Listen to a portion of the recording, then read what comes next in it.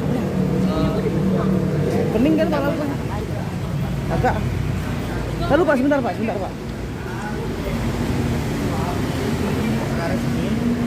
Itu masih Herman nih. Penyidik Polrestabes Medan belum kami terima.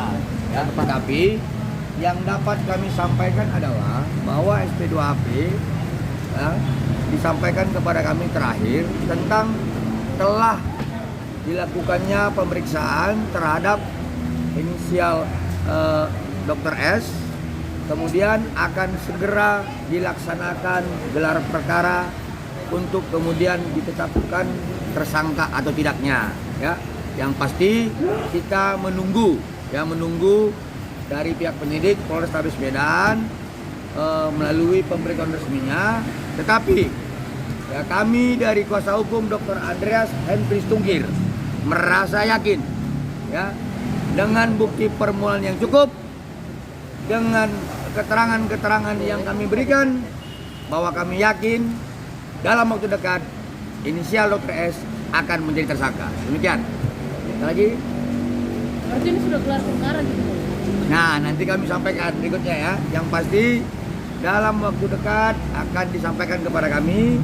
Soal gelar perkara kita belum tahu apakah sudah diserahkan atau belum. Seperti itu.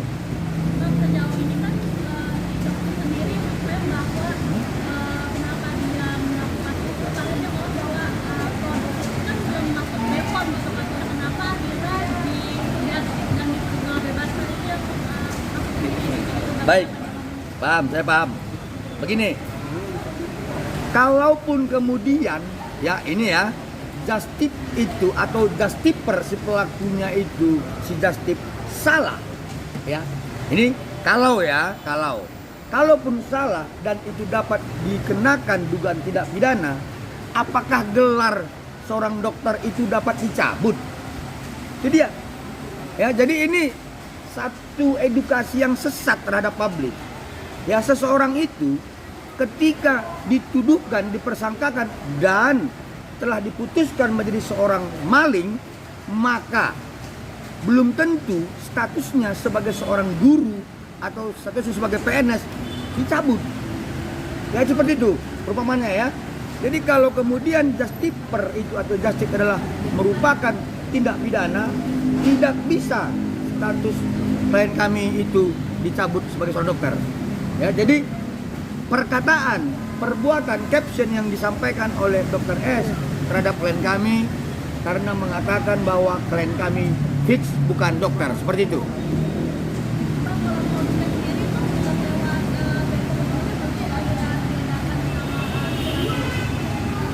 Ya, jadi begini, saya sampaikan pada rekan-rekan media ya.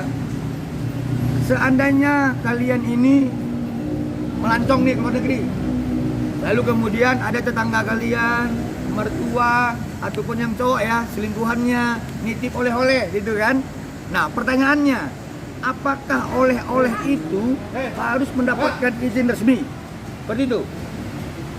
Ya, apakah oleh-oleh yang kalian bawa dari luar negeri harus mendapat izin resmi? Kan enggak kan? Nah, contoh Dr. Andreas, klien kami itu ketika dia ke Bangkok kemudian dia membawa titipan, itu kan tidak harus mendapatkan izin. Ya, seperti itu. Nah, artinya istilah BPOM Bangkok itu akan sebutan daripada si dokter itu sendiri, ya, seperti itu.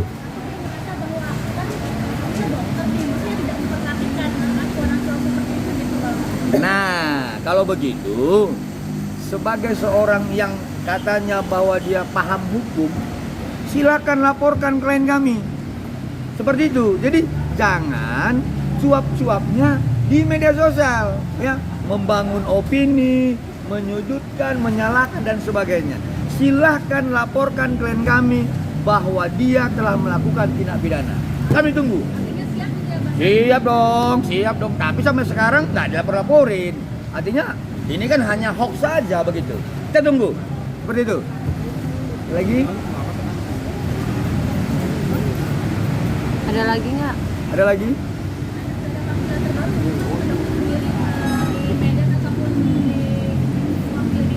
Saat itu kita ketahui sekitar kurang lebih 2 minggu lalu bahwa Dr. S ya sudah diambil keterangannya di Polres Tangsel ya.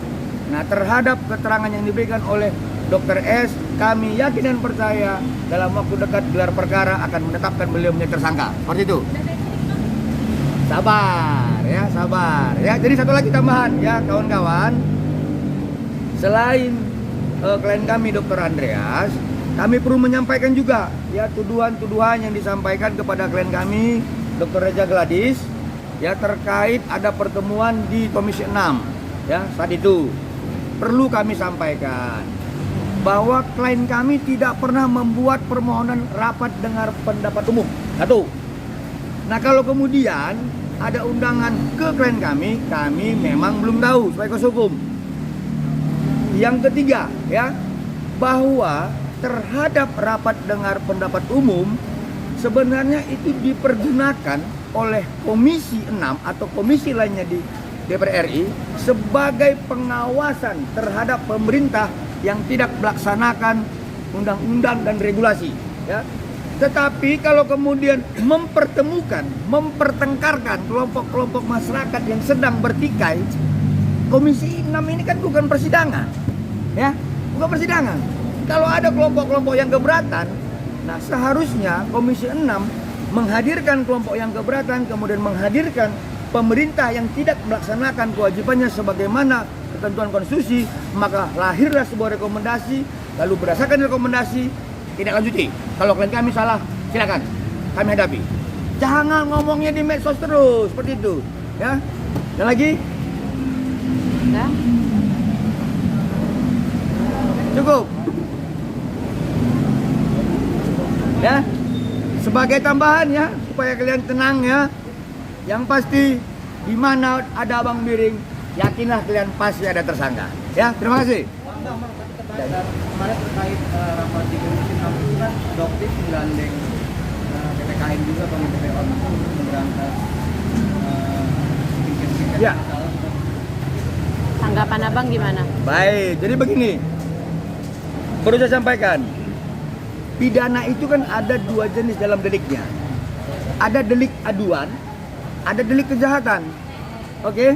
Terhadap delik aduan yang dibicarakan di Komisi 6, silakan kalau ada masyarakat atau konsumen yang keberatan yang sudah menjadi korban, laporkan. Ya, tapi yang saya lihat di situ pembahasannya lebih kepada delik kejahatan. Ya. Jangan membawa undang-undang konsumen, tetapi pembuktian peristiwa hukumnya mengarah kepada Undang-Undang 17 tahun 2023. Ini perlu saya sampaikan dan luruskan itu. Jadi jangan sesat hukum kita di Indonesia seperti itu ya. Dan Doktif juga membawa korban juga bang kepada Komisi 6 bang. Artinya memang ada bang yang korban dari dengan masalah itu bang. Keren. Kalau ada korban, ya kalau ada korbannya, saya sampaikan di dalam Undang-Undang Nomor 8 tahun 9 di pasal 62 dijelaskan, ya, terkait pasal 8, 9, 10 dan seterusnya. Kalau ada korban yang sudah menjadi yang dikorbankan terhadap produk skincare, baik volumenya, kadarnya, berat badan dan sebagainya, laporkan, adukan dalam gugatan perdata di BPSK. Ya, seperti itu. Kemudian setelah terbukti, baru ini menjadi alat kita untuk mempidanakan yang punya produk skincare. Bukan ngelaporinya ke Komisi 6. Tapi kalau kemudian sudah membuat aduan gugatan perdata di BPSK, lalu kemudian pemerintah dalam hal ini BPSK tidak menindaklanjuti, Komisi 6 bertindak. Seperti itu. Ini belum apa-apa laporan kok di Komisi 6. Kan aneh gitu seperti itu ya. Oke, ada lagi? DPR kan mengindikasikan akan revisi nih bang kasus skincare-nya. Nah mungkin abang dari kuasa hukum owner skincare juga mungkin ya setuju gak dengan langkah DPR ini? Oh, setuju dong. Setuju dong. Artinya kami lebih melihat bahwa yang mempunyai kompetensi dalam hal ini dan kedudukan hukum adalah Komisi 9. Ya, mitra Komisi 9 adalah Badan POM dan Menteri Kesehatan. Derivat dari semua ini adalah Undang-Undang Kesehatan dan Peraturan BPOM. Jadi kalau kemudian ada ketentuan-ketentuan yang salah terkait produk klien kami lebih melihat potensialnya di Komisi 9 bukan di Komisi 6 seperti itu. Kalau undang rapat nanti DPR mungkin klien abang diundang siapa yang juga? Kalau ada peristiwa yang dikaitkan terhadap klien kami dan itu melanggar hukum, kami akan hadiri. Ya, tapi kalau hanya dugaan-dugaan dan tidak jelas, nah ini kan ngabisi tiket saya ke Jakarta dari Medan.